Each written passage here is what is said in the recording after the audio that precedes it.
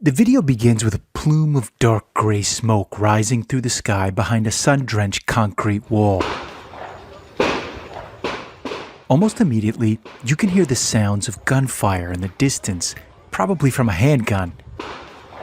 The radio station that published the video on its social media platform bleeps out some of the commentary, which includes someone making a joke.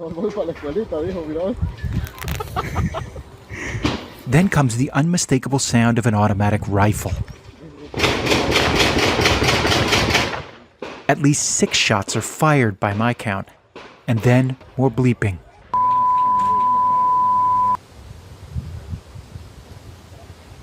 Then an eerie silence. Then more commentary that's hard to understand, and then a gasp.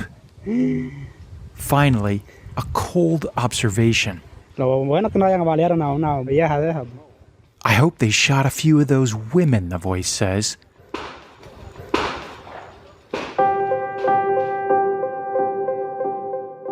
The date was June 20th, 2023.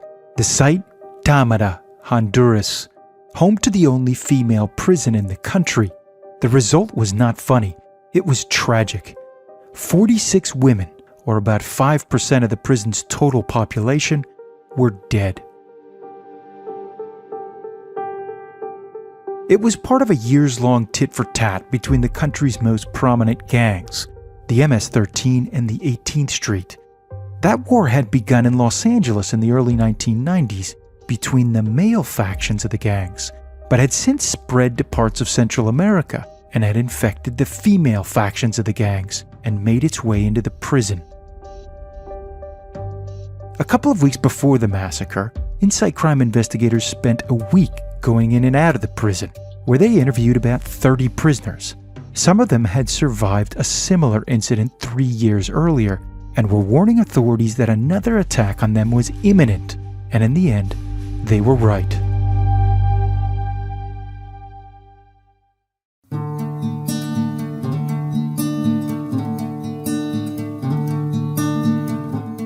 Welcome to Insight Crime's podcast, where we'll take you to the furthest reaches of the Americas in order to help you understand how organized crime works. I'm your host, Stephen Dudley, Insight Crime's co-director. I've been investigating gangs in Central America for over a decade and wrote a book on the MS-13. The gang is captivating, not just for its heavy metal music origins and its members' penchant to get tattoos on their entire bodies, but also its endless multi-country rivalry with the 18th Street Gang.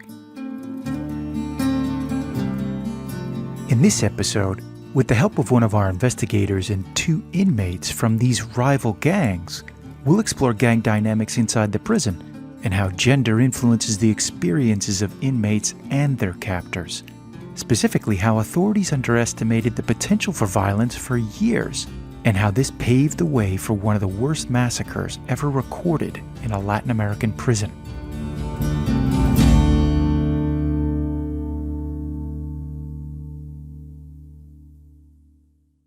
So the prison we visited is called the Female Center for Social Adaptation, and it's a prison that is located in the town of Tamara, which is about 40 minutes away from the Honduran capital, Tegucigalpa. That's Victoria Dittmar. We call her Vic for short.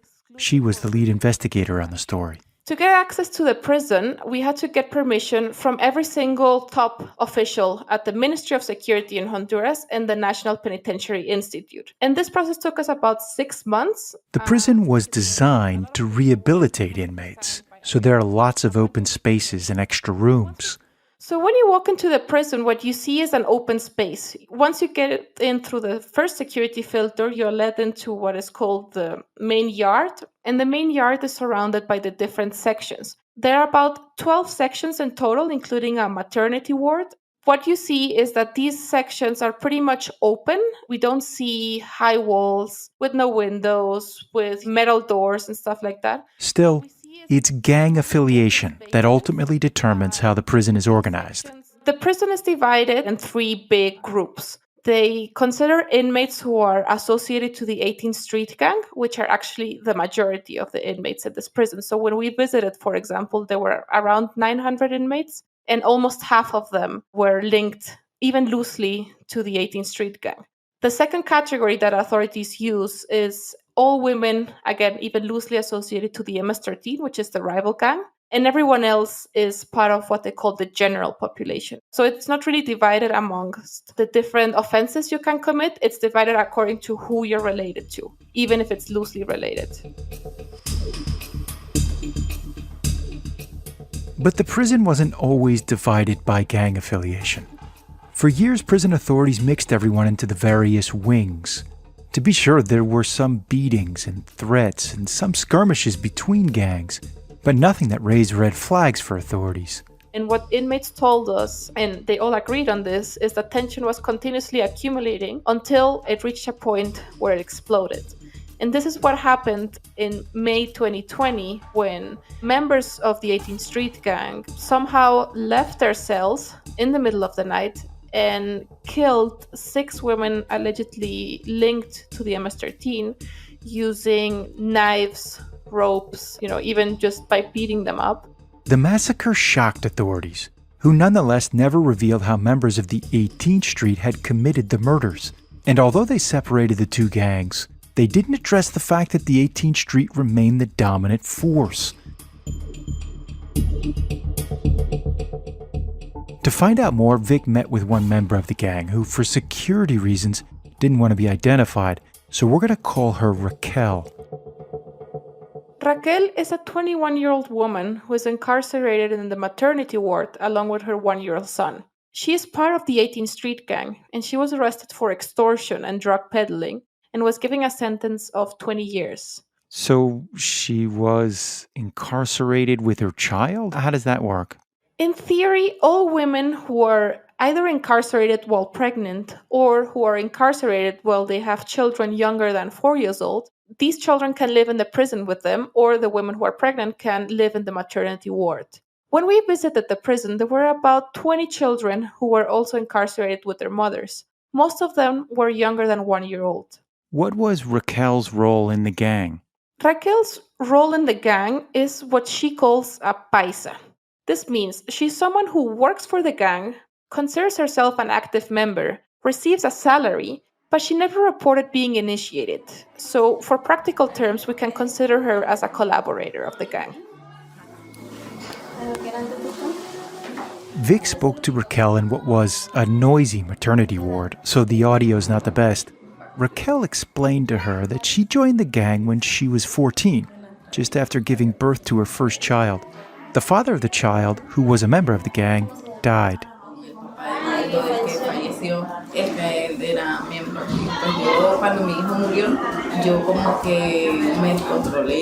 Then her child died too. These deaths sent her into a tailspin.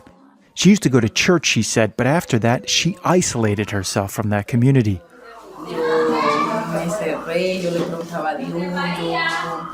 The object of her ire, she said, was God, but she seemed to take it out on the rest of the world.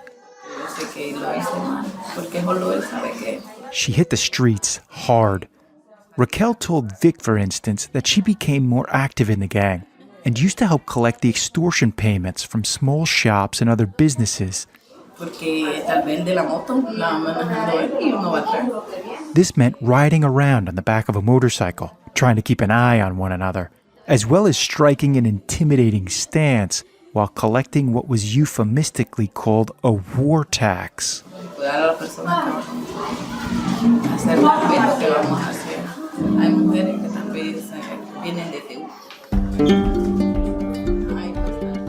Women in the 18th Street Gang have a much more prominent role than women in the MS-13. They are in charge of extortion, they're in charge of contracted killings, but that doesn't mean that they can rise to ranks of leadership. They will always be subordinates of male leadership.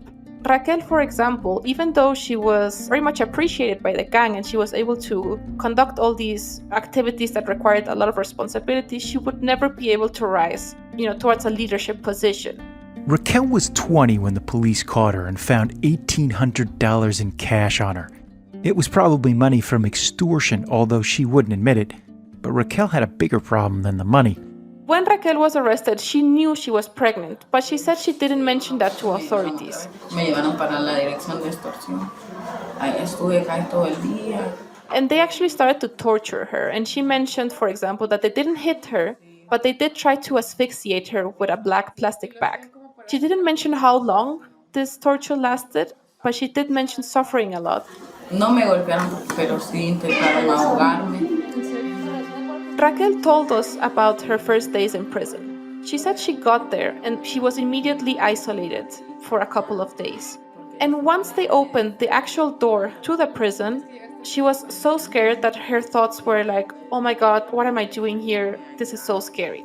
Cuando iban abriendo el primer portón, Dios mío, ¿qué es aquí? Decía. But once she got in, she quickly learned that by being part of the 18th Street Gang, the dominant gang in the prison, it wasn't going to be as difficult as she thought. Sí, aquí son unidas. Aquí eso es lo que tienen las personas.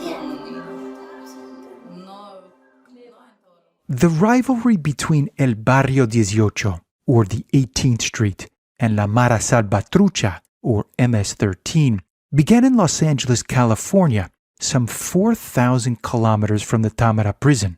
Its origins are murky, and at this point, largely unimportant. The results, however, have been devastating.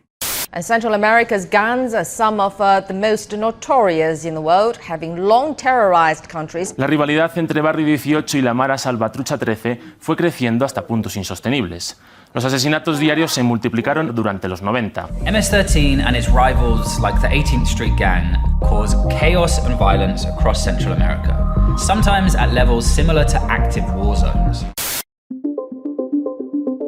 Since the early 1990s, thousands have been killed across the United States, Central America, and Mexico. At various points, the homicide rates of Honduras, El Salvador, and Guatemala have been some of the highest in the world due to gang violence and the government's response to that violence. To each gang, killing the other is a badge of honor, even when you have no idea why you're fighting in the first place. There are, however, some practical reasons to fight. Control of territory or criminal economies, for instance. And for prisoners like Raquel, being on the winning side had benefits. For example, she would receive constant support from the gang outside. The gang would send her food, they would send her medical supplies. The support would also go to her child. This is, for example, something that many inmates don't have access to because these products can be very expensive and they're not necessarily available in the prison. But with privileges came responsibility. The 18th Street controlled the prison in part because people like Raquel formed a vast intelligence network. This meant that every single member of the gang had to be constantly gathering information about what they saw, constantly collect this information and give it back to their leaders. Some women, for example Raquel was one of them, were also in charge of basically sitting at the entrance of their sections and keeping an eye on the halls and noting down everything they saw. This meant keeping an eye on every food item, keeping an eye in case their rivals of the MS-13 were moving around the prison, and also keeping an eye on the general population in order to detect if there was anyone who was supporting the rival gang. Vic said that although there were restrictions on the movement of prisoners between the various sections of the prison, it was clear the 18th Street had come to some kind of an arrangement with prison authorities that allowed their members to move more freely. We saw that at least a group of 10 to 15 women were constantly walking through the halls, gathering in specific areas of the prison, for example, in the central yard or in certain security filters. But for Raquel and the other 18th Street members, this was cold comfort. It didn't mean that her and the rest of the inmates could be at ease, because they were always in constant threat, because their rivals from the MS-13 were also in this prison, and although they were a minority, they were still considered a threat.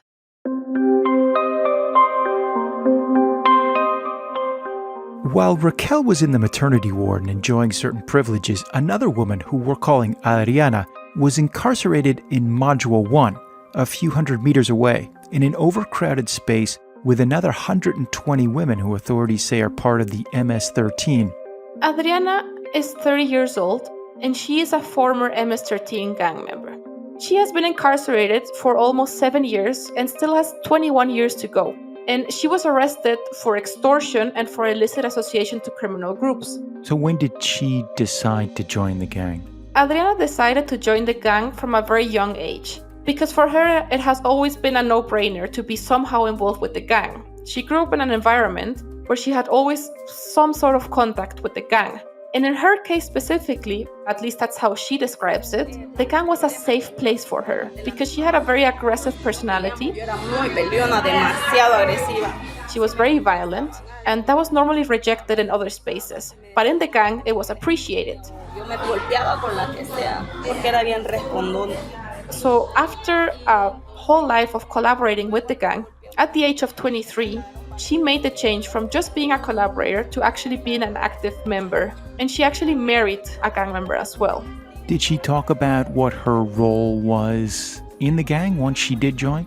After she joined the gang, she was supposed to be in charge of extortion and actually go around town, threaten shop owners and other members of society to give her money. But she never got a chance to actually do that because she was captured only 2 weeks after her initiation. La verdad que pertenecer así con pago tenía solo 2 semanas. Pero de ayudar. Adriana arrived at the prison in September 2016, and although the 18th Street was already running it, authorities had not yet segregated the prison by gang affiliation. Era tan horrible al principio porque golpeaban a la gente, caminaban ahí viendo por qué caía cada quien y le hacían la vida imposible y no la golpeaban. It was terrible, Adriana says. They would beat up everyone, and in general just make life impossible. At first, Adriana kept a low profile, avoiding the beatings and violence, but this didn't last long. So at some point, she said she couldn't take it anymore, and she assumed her identity as an MS-13 member and got closer to the veteran gang members. And they were very impressed with her violent personality and her skills, so they gave her several responsibility roles, and she started to rise within the prison ranks. What leadership roles did she take on? The main role that Adriana assumed was being a coordinator, not for her section specifically, but she was a coordinator for every single gang member associated to the MS-13 or even women loosely associated to the MS-13. Primero fui líder de las MS. What this meant is that she was, first of all, responsible of receiving any new inmates, accommodating them, helping with logistics. Fui la coordinadora de todas las MS. Empezaba a repartir ayuda. But she was also in charge of maintaining cohesion and structure within the different gang members. So she was both someone who brought everyone together, but she was also an enforcer of violence. And pretty soon, the 18th Street prisoners noticed and began to target Adriana with threats and violence, saying things like, "You have little time to live." But Adriana was defiant. She laughed in their faces and told them MS-13 women do not fear death, and that she was ready to die for her gang.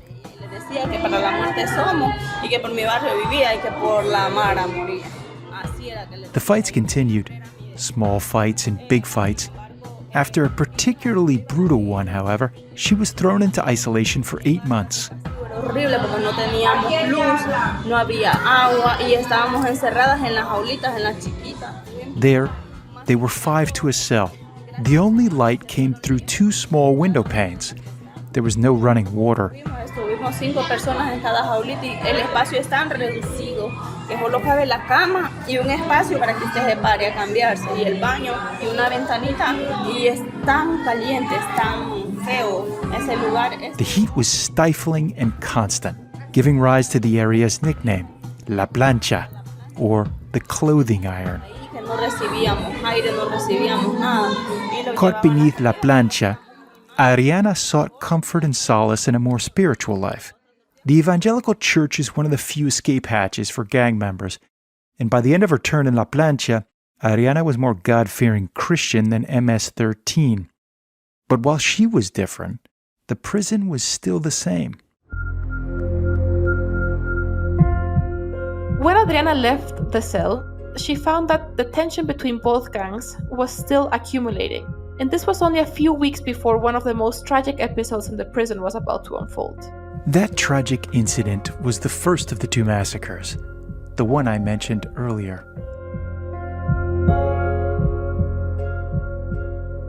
It was the end of May 2020 when, according to authorities, a group of inmates set fire to the administrative offices of the prison, which served as a distraction for the prison guards who went to put it out.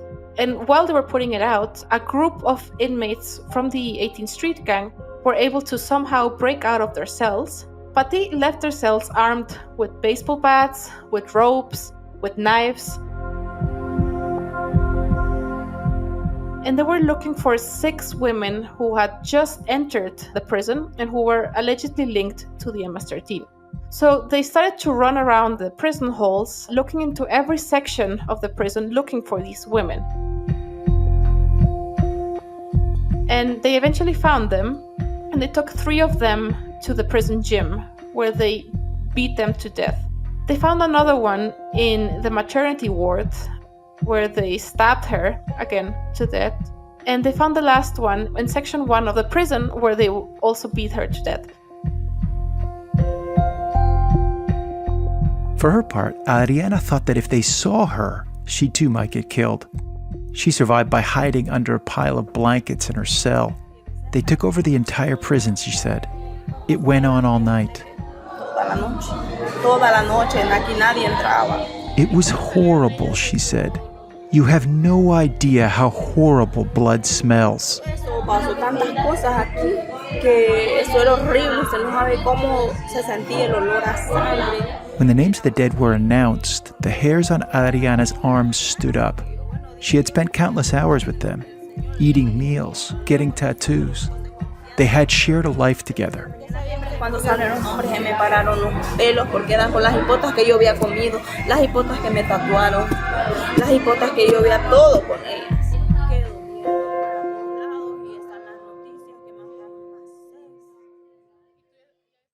Vic, how did this impact Adriana? Adriana says the massacre was one of the worst nights in her life. Not only because she was a target of the massacre, but also because she heard how 6 of her friends died in a very brutal way. What happened is that this event once again changed how she related to the gang. She didn't want to be a part of the gang anymore, but she felt she had to protect them because these people who once were her family and who took her in were still suffering attacks from the 18th Street gang. Still, Adriana remained a target. Al día siguiente estaban afilando unos yatagas así de grandes, mire que le meten y sacan con todo y las tripas. The day after the massacre, Adriana remembers walking around the halls of the prison and seeing a member of the 18th Street gang who was filing a knife. And this woman showed it to Adriana and told her, "We're going to kill you with this, but not now, later." Con esta te voy a picar, pero más tarde, ahorita no. Y yo así solo me quedaba bien. The 2020 prison massacre took prison authorities by surprise, and they separated the 2 gangs. The 18th Street was housed in sections 6, 7, and 8, while the MS-13 was assigned to section 1. But tensions continued to mount, in part because it was clear that the 18th Street still had control of the prison. Adriana never felt quite safe in this new space, and neither did the other women associated to the MS-13, because the trauma was still there and the threat was very much present. As we saw with Raquel's story, the women related to the 18th Street gang still had many privileges in the prison, which included, for example, walking around the halls and getting close to the different sections of the prison. On the contrary, the women associated to the MS-13 weren't able to leave, and they were constantly receiving threats from their rivals. It was during this period that Vic and another inside crime investigator visited the prison. After talking to prisoners like Adriana, they asked prison authorities about the potential for more violence, but prison officials seemed blind to the possibility. The general sense when we spoke to them was they're separated now, one of the gangs is isolated, and this is enough to avoid further violence. There's a bit of a stereotype at play here as well. I mean, this idea that women are not capable of the type of violence of male inmates. Gender stereotypes were very much present amongst authorities. The general sense was that women weren't really violent, that violent episodes such as a massacre were not possible. And after the first massacre happened, the stereotype was this is a one-time thing, it's not going to happen again, and basically just separating the gangs and avoiding spaces where they could encounter each other is enough to avoid further violence. But they were ignoring that gang dynamics were still very much present, that constant episodes of violence were still going on, that threats were still going on, and that, for example, one of the gangs was still accumulating a lot of power. The gang was, of course, the 18th Street, which was accumulating not just knives, but assault rifles and ammunition. The weapons would become further evidence of how much control the 18th Street wielded inside the prison and how corrupted the guards and prison officials were. As the 18th Street built up its arsenal, Adriana settled into her new cell block with her old gangmates.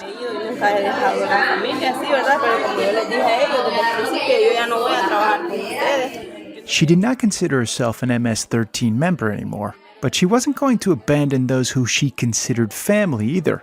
So she told them she would help them in any way she could, making sure, for example, that the inmates didn't skirmish over food.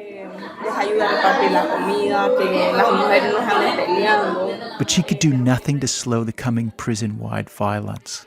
And on June 20th, 2023, the 18th Street launched their second major attack in 3 years. In this case, several women associated to the 18th Street gang were again able to leave their cells. They ran directly to Section 1, where all the women associated to the MS-13 were held. At some point early on, someone started a fire.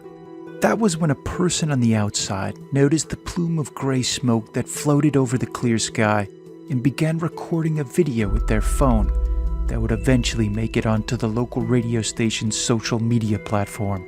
So women started to climb to the roofs and started to jump out of their section in order to escape the fire. Around 20 of them didn't make it, and the rest of them started to run around the prison once they escaped the walls of their section. And that's when the 18th Street gang members started to shoot at them.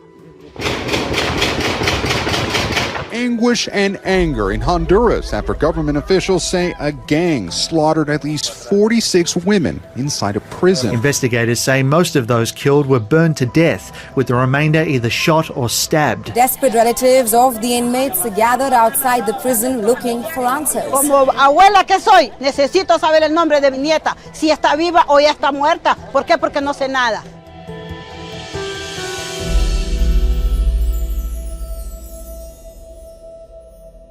Do we know what was going on with Adriana and Raquel while this massacre was occurring? We know that both Adriana and Raquel survived this episode. We could see through a TV reporting that Adriana was taken to the hospital. She had an injured leg, possibly from one of the gunshots, but she survived.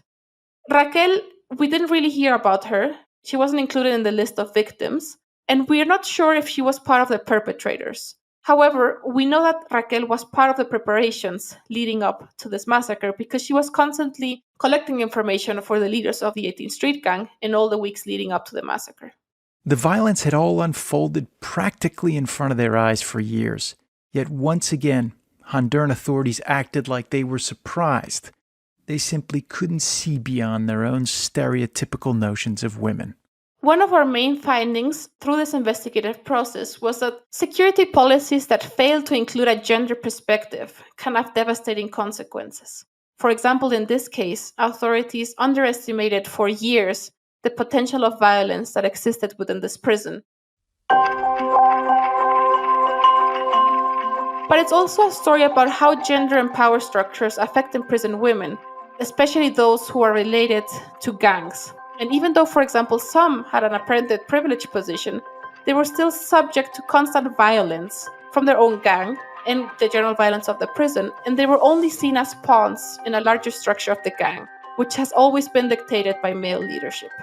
The sad reality is that the male-dominated gang war has engulfed the female prison in Honduras with devastating consequences.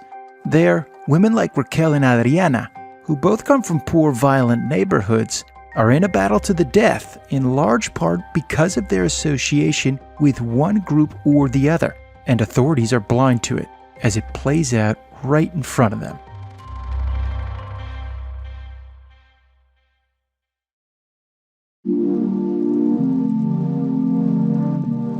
This show is a co-production of Inside Crime and La No Ficción. This episode was produced by Elisa Roldan and written by me, Stephen Dudley. A special thanks to our reporters, Victoria Dittmar and Ellen Montoya, to Raquel and Adriana for sharing their stories, and of course to our team at Inside Crime. Our editors are Elisa Roldan and Tomás Umprimni. Our sound designer is Valentina Fonseca, and our graphic designer, Isabela Soto. The book I wrote in the gang is titled MS-13, The Making of America's Most Notorious Gang. It was published by HarperCollins in 2020. There you'll find the 40-year history of the gang. And don't forget to visit InsideCrime.org to learn more about these stories and our coverage on prisons, gender, and other organized crime-related topics. If you think these stories are important, please consider making a donation. Every little bit helps and will go directly to reporting these types of stories. Join us in a few weeks after Easter when we go to the U.S.-Mexico border and visit a migrant camp controlled by an international drug cartel. In the meantime, enjoy the belly laugh of one of the many kids in the maternity ward of the Tamara prison, a place that could use the occasional infusion of joy.